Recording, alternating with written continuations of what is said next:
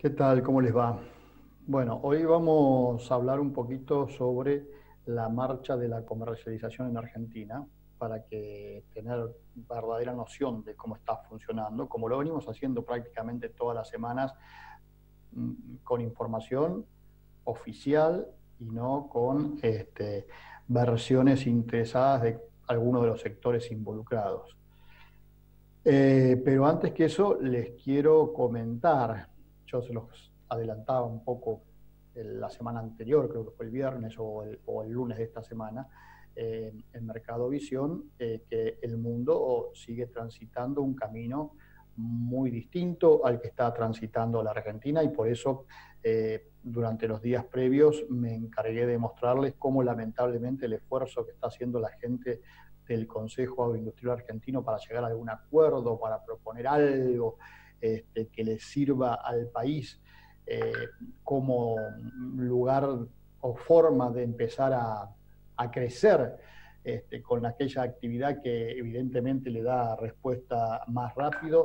Veo que hoy por hoy se está de alguna manera frustrando. Eh, Precisamente para que no quede esa visión tan pesimista de lo que yo sostengo y les estuve explicando en estos días y que ustedes pueden ver en la web de Rural. Seguramente este fin de semana tendremos entre los entrevistados a quien es el coordinador del Consejo Industrial Argentino, a José Carlos Martins, que además es el presidente de la Bolsa de Cereales de Buenos Aires. Pero les decía, el mundo está tomando un camino muy distinto al que está transitando la Argentina desde hace años y está reafirmando ese camino que viene transitando desde hace mucho. Yo les decía el lunes, les comentaba cómo el presidente Donald Trump, en plena campaña electoral, acaba de dar un nuevo subsidio a los productores agropecuarios de los Estados Unidos, destinando 14.000 millones de dólares a ayudarlos, entre comillas, por el impacto que ha tenido en ellos el coronavirus. 14.000 millones de dólares que prácticamente son directamente de subsidios, con requisitos mínimos y muy flexibles además. Por supuesto, es parte de la campaña electoral y Trump tiene ahí gran parte del núcleo duro que lo apoya y trata de sostenerlo en esta dificultad que se viene presentando para él, donde tenía hace un año una reelección prácticamente garantizada y ahora existen dudas. Y trata entonces de ver cómo refuerza esa posición que tiene en ese núcleo duro, entre otras cosas repartiendo dinero. Pero esto no deja de ser una forma de seguir protegiendo a un sector que viene protegido desde la década del 30 en Estados Unidos, con diferentes planes, con diferentes montos, dependiendo de las circunstancias, adaptándose a la realidad que el mundo va requiriendo, pero que viene desde la década del 30, estos planes de apoyo. También en la Unión Europea pasa algo muy parecido, de hecho hoy cada vez está más en duda el acuerdo Unión Europea-Mercosur, entre otras cosas por la presión de los grupos de productores.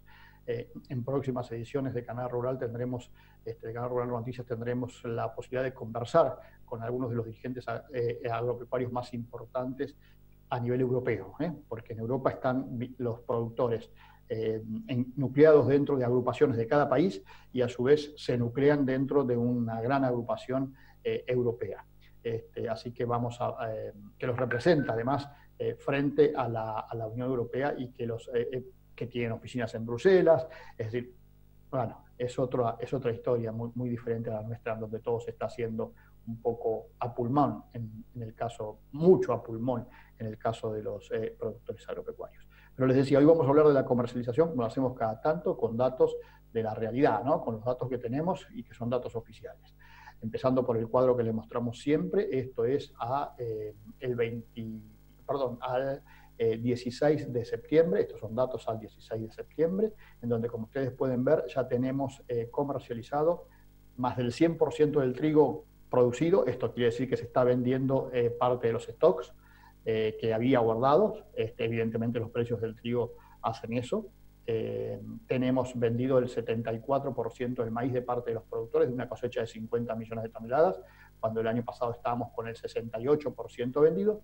Y en el caso de la soja, si bien en términos absolutos estamos con 31,7 millones de toneladas contra 36 del año pasado, la realidad es que sigue siendo un porcentaje igual de cosecha. Está vendida está negociada el 65% de la cosecha. Es decir, no hay ningún atraso, no hay ninguna situación distinta a la que había el año pasado a esta altura. Pero para ir aclarando, lo vamos a ver, este es el gráfico de producción que vemos siempre, para que comparen los diferentes volúmenes producidos. El año pasado la cosecha de soja fue de 55,3, este año fue 49, 51 para el maíz, 50 para este año, y 19,5, 19,7 para el trigo. ¿Cómo está vendida la cosecha? Esto que acabamos de mencionar. Bueno, este año hay 31,7 millones de toneladas de soja vendidas, de las cuales 23,8 están ya totalmente cerrado el negocio y 7,9 están todavía en la condición a fijar precio.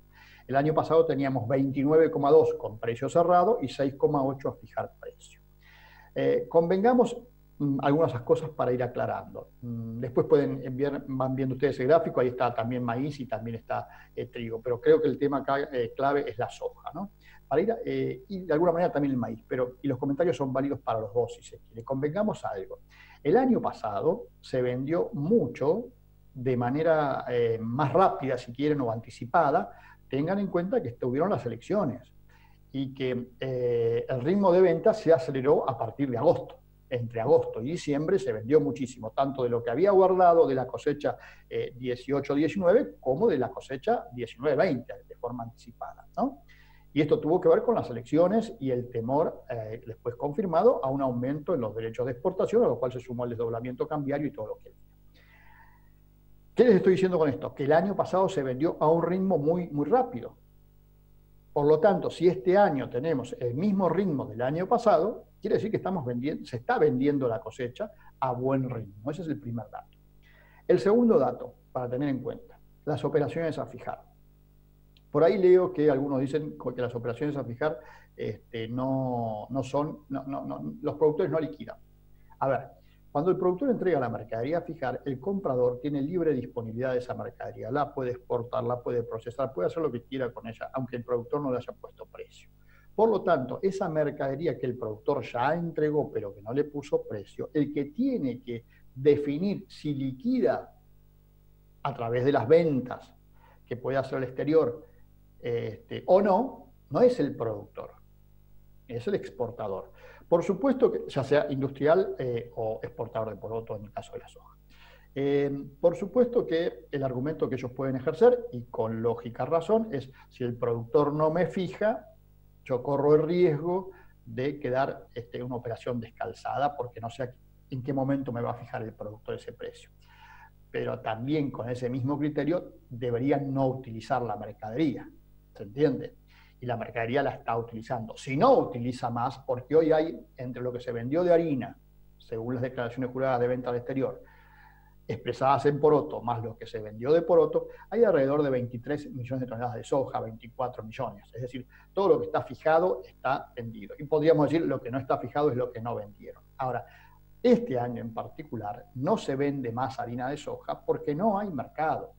¿Está claro? No hay mercado comprador, no hay mercado demandante. No por la no existencia del diferencial y demás. Veía días pasados un informe en donde se muestra que la industria aceitera está trabajando a contramargen, lo cual es cierto. No está trabajando a un contramargen que vaya a poner en riesgo a la industria, ni mucho menos.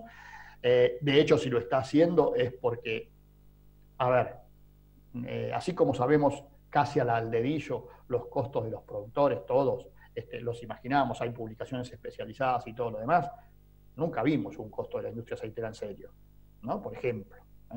Entonces, cuando el contramargen es de 3 o 4 o 5 dólares, la verdad es que saber si se está perdiendo y realmente es un contramargen, a ver, porque el negocio de la exportación, como yo siempre se los digo cuando hacemos el cálculo de la paridad teórica, es un negocio que juega, es una foto en realidad, pero el negocio en sí mismo juega también con el tema tiempos, no necesariamente el mismo tiempo de compra es el tiempo que vende. Bueno, hay una serie de conciliaciones adicionales, no se contempla, por ejemplo, el diferencial cambiario, que significa el momento, desde el momento en que se cierra la operación al momento que se le paga al productor, que se le paga en pesos, ahí también hay un diferencial. ¿Sí? Hay un montón de factores que, hilando finito, puede decir, bueno, che, a ver, ¿cuánto es el contramargen? Si son $50 nos asustamos, si son 4 o 5 el contramargen no es para preocuparse. Imagínense si a un productor estuviéramos trabajando con ese nivel, entre comillas, de susto, porque algún año pierde plata.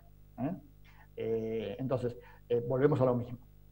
El negocio para todos sería que aumentara la producción. La única forma de aumentar la producción es reducir la carga impositiva sobre quien origina la producción, que es, produce, ¿no? Que es el productor. El productor, el problema que tiene es que fabrica los dólares, pero no maneja la caja.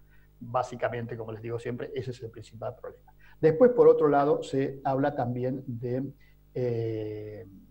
alguna posibilidad de, alguien se le ocurrió, me acuerdo que yo lo había propuesto hace unos años atrás, también con un gobierno de estas características, decir, bueno, si les quieren los dólares, hay una forma de lograr que se venda todo muy rápidamente, que es suspender los derechos de exportación por un tiempo, pero tiene que ser un tiempo largo, o bajarlos por un tiempo, ¿no? ¿Por qué tiene que ser por un tiempo largo? Porque si es por un tiempo corto, esa rebaja concentraría toda la oferta en el mismo momento, generaría una caída muy fuerte de precios, no solo a nivel local, sino en el mercado mundial. Supónganse que hoy quedan unas 25 millones de toneladas de soja probablemente por negociar, incluyendo el stock. Si eso fuera así, si yo le doy 15 días o un mes para que todo el mundo salga a vender en esos 15 días o un mes, 25 millones de toneladas de soja hacen un desastre de oferta en el mercado interno y en el mercado internacional. Entonces, esa no es la forma. Habría que bajar los derechos de exportación, si se quisiera provocar esa venta, ¿no? O eliminarlos, si fuera el caso. Insisto, estoy hablando sobre algo que yo creo que no va a pasar, pero porque alguno lo escribió, y yo también lo propuse, ya les digo, hace 5 años con el gobierno anterior, que también le pasaba lo mismo, con el gobierno anterior al anterior, con un gobierno como con el gobierno de Cristina Kirchner. Yo decía, hay que suspender o bajar los derechos de exportación desde hoy hasta la nueva campaña, cosa que el productor decida vender en el momento que decida vender de manera pausada. Claro, al gobierno, ni siquiera a los compradores, eso les interesa mucho porque significa lo mismo. Significa que los dólares van a ingresar de manera pausada y pareciera que el gobierno los quiere todos juntos ahora. Y si los quiere todos juntos ahora, habrá que ver cómo negocia con los que manejan la caja, no con los que producen los dólares, que ahí está el gran problema. 65% de la soja está negociada, igual que el año pasado. Y la condición a fijar tiene prácticamente los mismos porcentajes que el año pasado. 74% del maíz está negociado, ahí está en la placa. 68% era el año pasado. Y el trigo ya se negoció todo y se está negociando inclusive los stocks, o también puede pasar que haya un fenómeno de que la producción haya sido mayor. Esos son los datos reales. Después todas las elucubraciones que se quieren hacer corren por cuenta de quien las hace, pero ustedes tienen estos datos y estos datos son datos oficiales, avalados, si quieren, por el propio organismo oficial que corresponde, que es el Ministerio de Agricultura y Ganadería. Nos encontramos mañana. Hasta mañana.